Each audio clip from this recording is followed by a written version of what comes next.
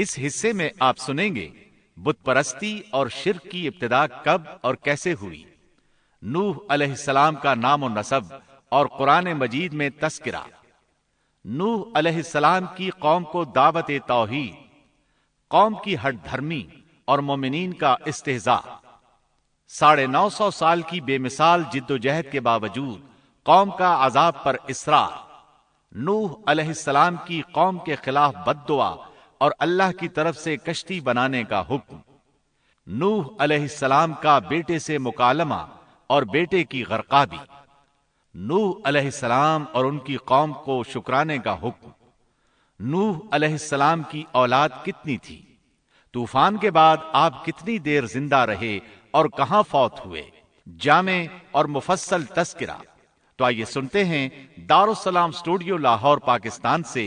قصص الانبیاء کا چوتھا حصہ، شرک کا آغاز۔ پیشکش محمد طارق شاہد۔ آدم علیہ السلام کے بعد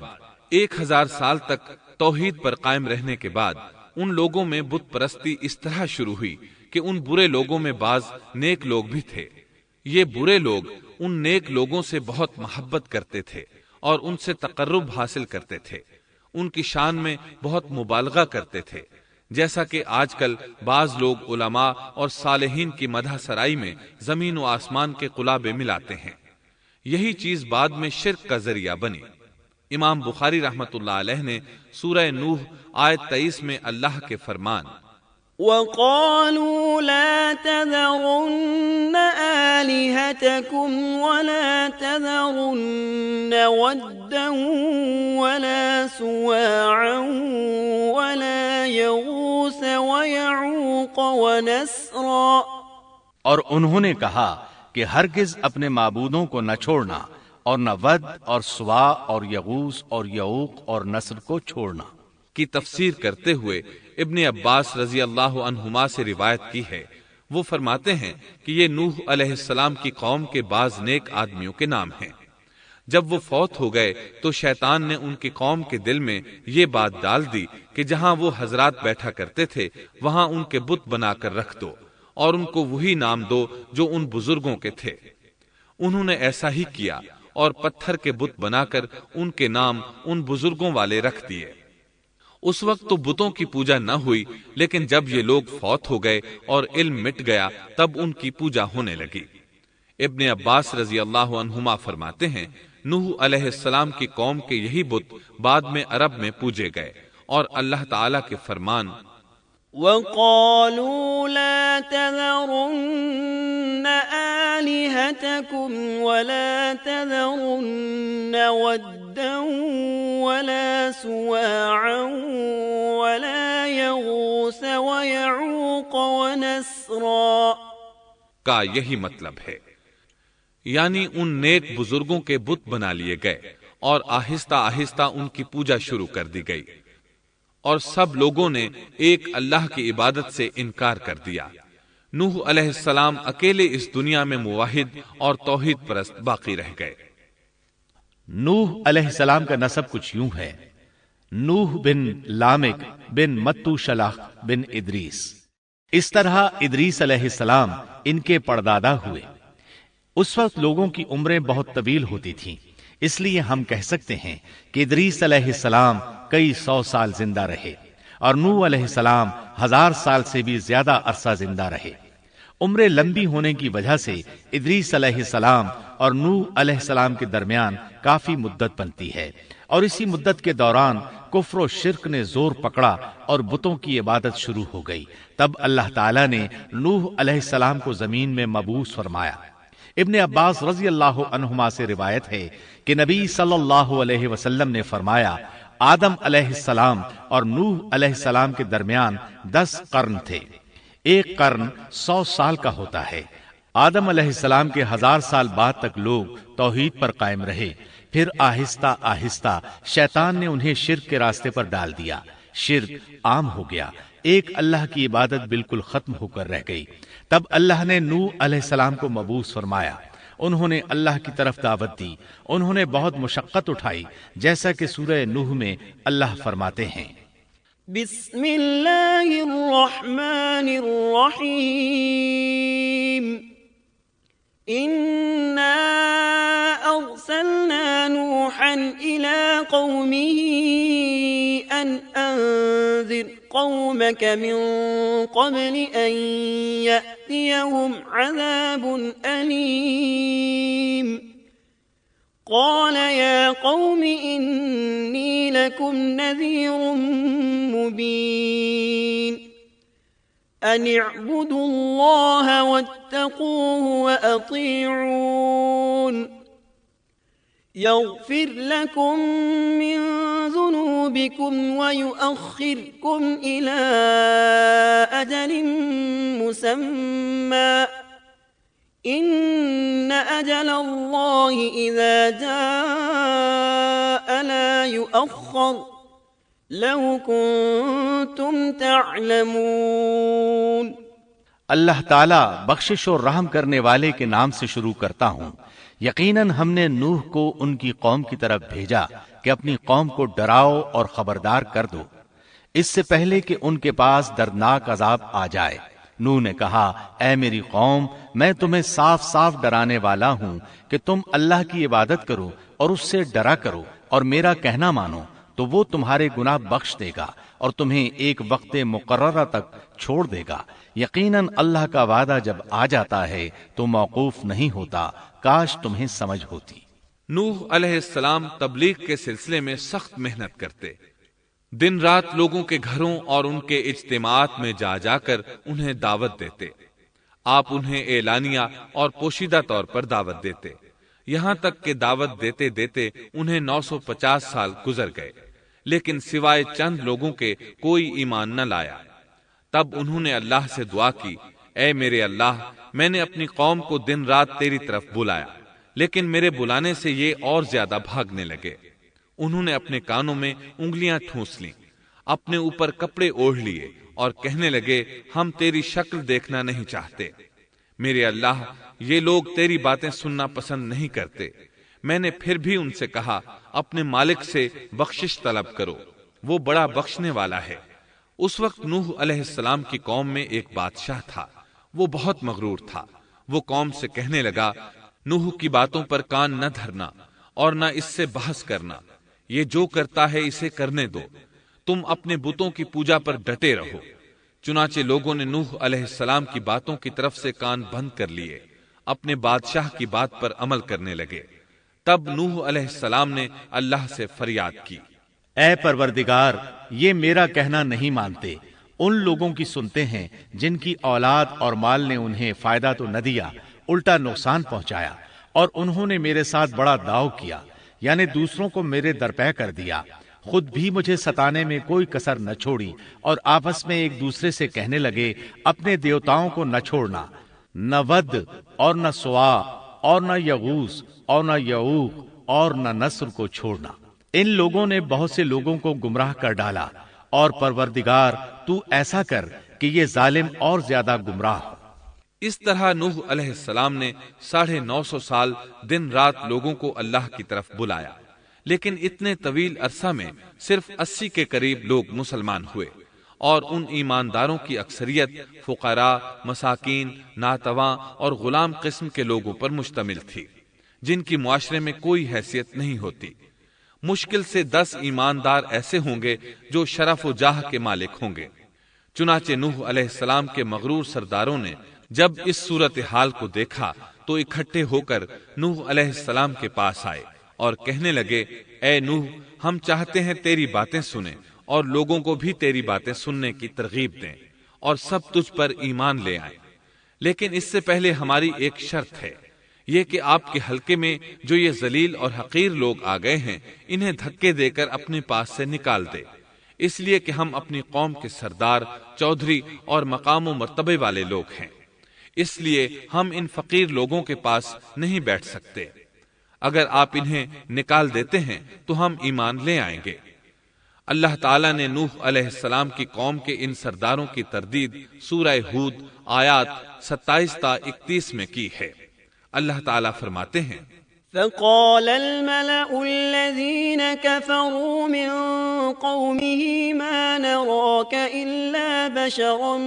مثلنا وما نراك اتبعك إلا الذين هم أراذلنا بادي الرأي وما نرى لكم علينا من فضل بل نظنكم كاذبين قال يا قوم أرأيتم إن كنت على بينة من ربي وآتاني رحمة من عنده فعميت عليكم أنلزمكموها وأنتم لها كارهون۔ کافر سردار نوح سے کہنے لگے ہم تو یہی دیکھتے ہیں کہ تو ہماری طرح ایک آدمی ہے، اور یہ بھی دیکھتے ہیں کہ صرف ان لوگوں نے تیری پیروی کی ہے جو ہم میں رذیل ہیں، وہ بھی اوپر کی عقل سے، اور ہم تو تمہیں کسی بات میں اپنے سے زیادہ نہیں پاتے بلکہ تمہیں جھوٹا خیال کرتے ہیں۔ نوح نے کہا اے سردارو بتلاؤ تو صحیح، اگر میں اپنے رب کی طرف سے جو دلیل آئی ہے اس پر قائم ہوا اور اس نے اپنی مہربانی سے مجھے سرفراز کیا اور تم سے وہ چھپی رہی تو کیا زبردستی میں اسے تمہارے سر منڈ دوں گا حالانکہ تم اس سے بیزار ہو۔ وَيَا قَوْمِ لَا أَسْأَلُكُمْ عَلَيْهِ مَالًا إِنْ أَجْرِيَ إِلَّا عَلَى اللَّهِ وَمَا أَنَا بِطَارِدِ الَّذِينَ آمَنُوا إِنَّهُمْ مُلَاقُو رَبِّهِمْ وَلَكِنِّي أَرَاكُمْ قَوْمًا تَجْهَلُونَ وَيَا قَوْمِ مَنْ يَنصُرُنِي مِنَ اللَّهِ إِن طَرَدتُّهُمْ أَفَلَا تَذَكَّرُونَ وَلَا أَقُولُ لَكُمْ عِندِي خَزَائِنُ اللَّهِ وَلَا أَعْلَمُ الْغَيْبَ وَلَا أَقُولُ لَكُمْ إِنِّي مَلَكٌ وَلَا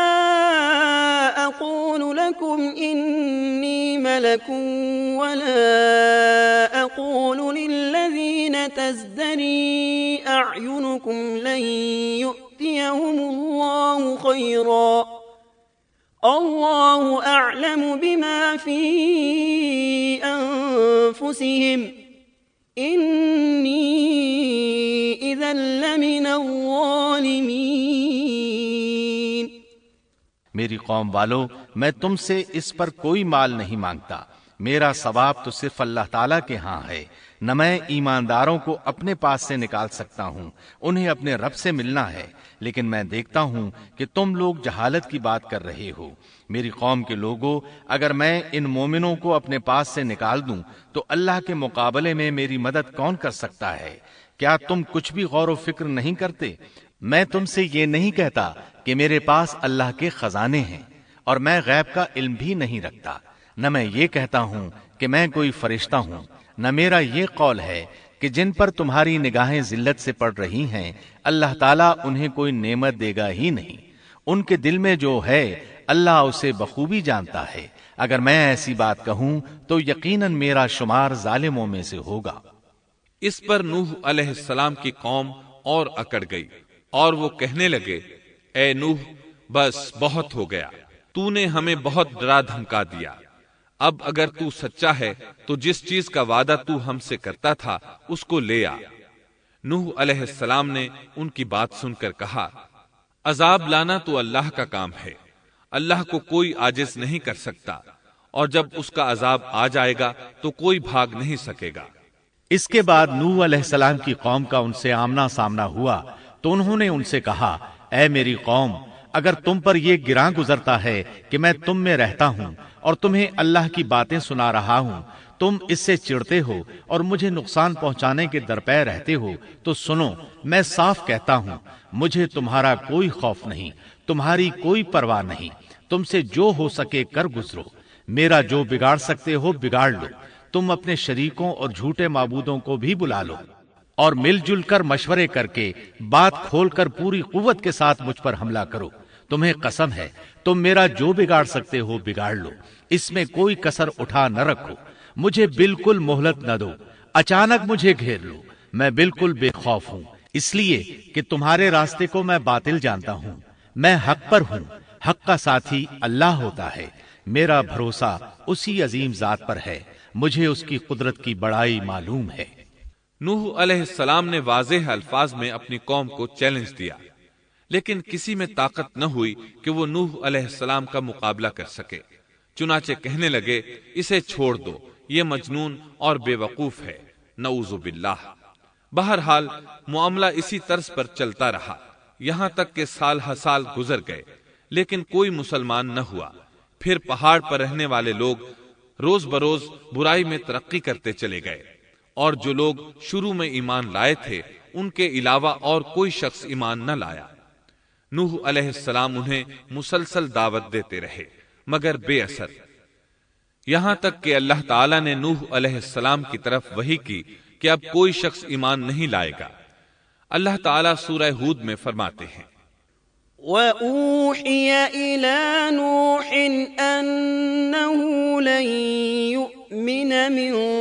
قَوْمِكَ إِلَّا مَن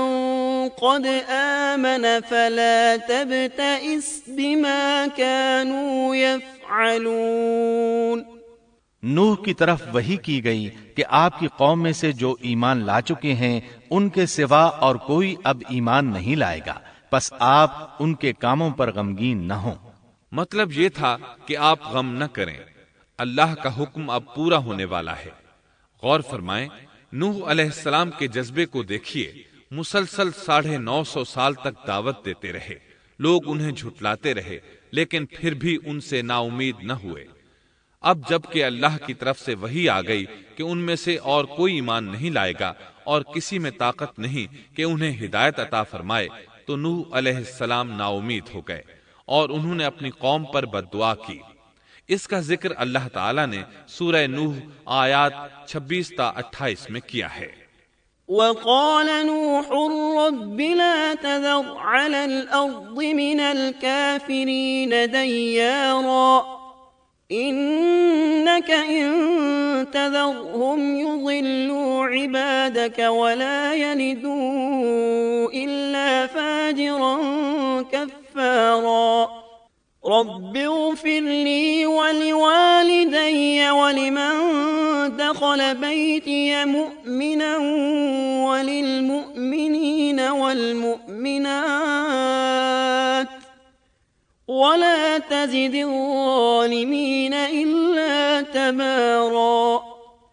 نوح نے کہا اے میرے پروردگار، تو روئے زمین پر کسی کافر کو رہنے سہنے والا نہ چھوڑ، اگر تو انہیں چھوڑے گا تو یہ یقیناً تیرے اور بندوں کو بھی گمراہ کر دیں گے، اور ان کے ہاں جو اولاد ہوگی وہ بھی بدکار ناشکرے ہوں گے۔ اے میرے پروردگار، تو مجھے اور میرے ماں باپ کو اور جو بھی ایماندار ہو کر میرے گھر آئے اور تمام مومن مردوں اور عورتوں کو بخش دے، اور کافروں کو سوائے ہلاکت کے اور کچھ نہ دے۔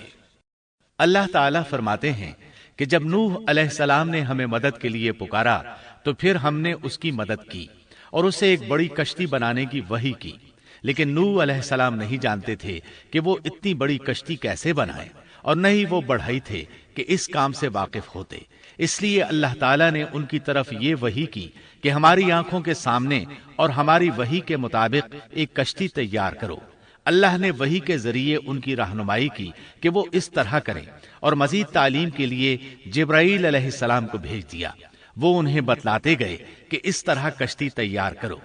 نوح علیہ السلام ایک پہاڑ پر رہتے تھے، ان کے ارد گرد درخت نہیں تھے، نہ پانی تھا، چنانچہ انہوں نے بہت سے درخت اگائے، پھر ان کو کاٹا اور پہاڑ پر بیٹھ کر کشتی تیار کرتے رہے۔ آپ بڑے بڑے تختے بناتے اور لوہا لاتے اور ان سے کیل تیار کرتے، پھر ان کیلوں کو تختوں میں ٹھوکتے، آپس میں ان تختوں کو ملاتے، یہاں تک کہ ایک بہت بڑی مضبوط اور دیو ہیکل کشتی تیار ہو گئی۔ ایک روایت کے مطابق نوح علیہ السلام نے اس کو 100 سال میں تیار کیا۔ یہ تھی وہ کشتی جسے نوح علیہ السلام نے اللہ کی ہدایت کے مطابق تیار کیا تھا۔